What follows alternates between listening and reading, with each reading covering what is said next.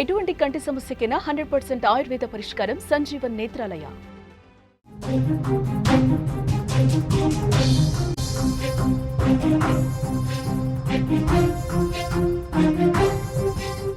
మరో breaking news చూస్తున్నాం. పెదమల్లాపురంలో కాల్పులు కలకలం సృష్టిస్తున్నాయి. సహజీవనం చేసిన మహిళపై దాడి చేశాడు. నాటు తుపాకీతో పలుసార్లు కాల్పులు. భార్యాభర్తలిద్దరికీ కూడా స్వల్ప గాయాలన్నట్లుగా తెలుస్తోంది. హాస్పిటల్లో చికిత్స పొందుతున్నారు బాధితులు. కేసు నమోదు చేసుకుని దర్యాప్తు చేస్తున్నారు పోలీసులు. ప్రతిపాడు నియోజకవర్గం శంఖవరం మండలం పెదమల్లాపురంలో దారుణ ఘటన చోటు చేసుకుంది. కొన్నేళ్లుగా సహజీవనం చేసిన మహిళ తిరిగి తన భర్త దగ్గరకు వెళ్లిపోవడంతో ఓ వ్యక్తి రెచ్చిపోయాడు. నాటు తుపాకీతో ఇద్దరిపై కాల్పులకు తెగబడ్డాడు.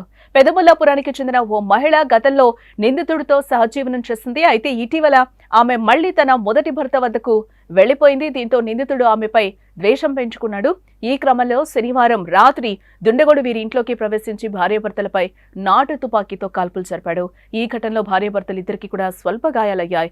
గాయాలైన వారిని స్థానికులు వెంటనే ఆసుపత్రికి తరలించారు. ఈ ఘటనపై సమాచారం అందుకున్న పోలీసులు కేసు నమోదు చేసుకుని విచారణ చేపట్టారు. ప్రస్తుతం నిందితుడు పరారీలో ఉండగా అతని కోసం గాలింపు చర్యలైతే ముమ్మరం చేసినట్లుగా మనకి సమాచారం. ఈ షాకింగ్ ఘటన గురించి మరిన్ని వివరాలు అందించడానికి మా ప్రతినిధి శివప్రసాద్ అందుబాటులో ఉన్నాడు. అతనితో మాట్లాడదాం. ఎస్ శివప్రసాద్.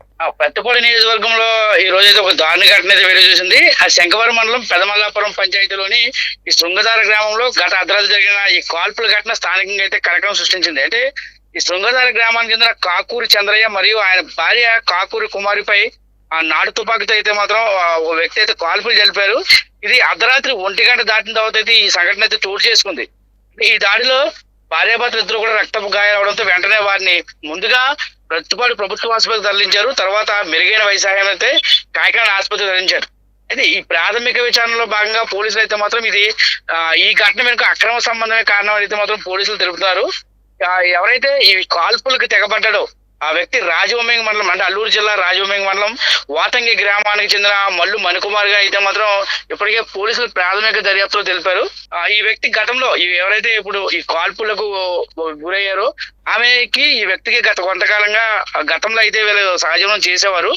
ఇటీవల కాలంలో ఈమె ఏం చేస్తుందంటే తన మొదటి భర్త దగ్గరికి అయితే కాపురానికి వెళ్లడంతో ఇది తట్టుకోలేక ఆయన కాల్పులు జరిపాడని చెప్పి పోలీసులు ప్రాథమిక విచారణలో వెల్లడించారు. దానికి అంటే బాధితులు ఏం చెప్తున్నారు, ఆవిడ ఏం చెప్తుంది, అలాగే నిందితుడు పోలీసుల అదుపులోనే ఉన్నాడా ఏంటి శివప్రసాద్? అంటే ప్రస్తుతానికి అయితే మాత్రం నిందితుడు పరారిలో ఉన్నారని పోలీసులు చెప్తున్నారు. అక్కడ స్థానికులు చెప్తున్న విషయం అయితేనే భార్య ఏదైతే ఇప్పుడు ఈ గాయాల పాలైన చెప్తున్న ఆమె ఏంటంటే గతంలో అతనితో అయితే మొదటగా పెళ్ళైన తర్వాత వీళ్ళిద్దరి మధ్య కొద్దిగా గొడవలు రావడంతో ఆమె అయితే అతనితోటి సహజీవనానికి అయితే జరిగింది. వాళ్ళిద్దరి మధ్య సహజీవనం జరిగింది. ఈ నేపథ్యంలో ఇటీవల కాలంలో మళ్ళీ మొదటి భర్త కాపురానికి రమ్మని కోవడంతో ఆమె మళ్ళీ ఈ మొదటి భర్త కాపురానికి అయితే వచ్చింది. ఇది చూసి తట్టుకోలేక అంటే పలుమార్లు ఆమెను వేధిస్తుండడమే ఆమె రాను అని చెప్పడంతో వేధిస్తుండటంతో నిన్న రాత్రి అర్ధరాత్రి సమయంలో ఈ రాజవొమ్మింగి మండలం చెందిన ఈ వ్యక్తి ఆ ప్రాంతానికి వీళ్ళంటే ఇది పెదమల్లాపురం అనేది అది పూర్తిగా అటవీ ప్రాంతం. రాజవొమ్మింగి మండలంలోని కొంచెం ఒక అడ్డు రోడ్డుగా అటవీ ప్రాంతంలో ఉంటది. ఆ ప్రాంతానికి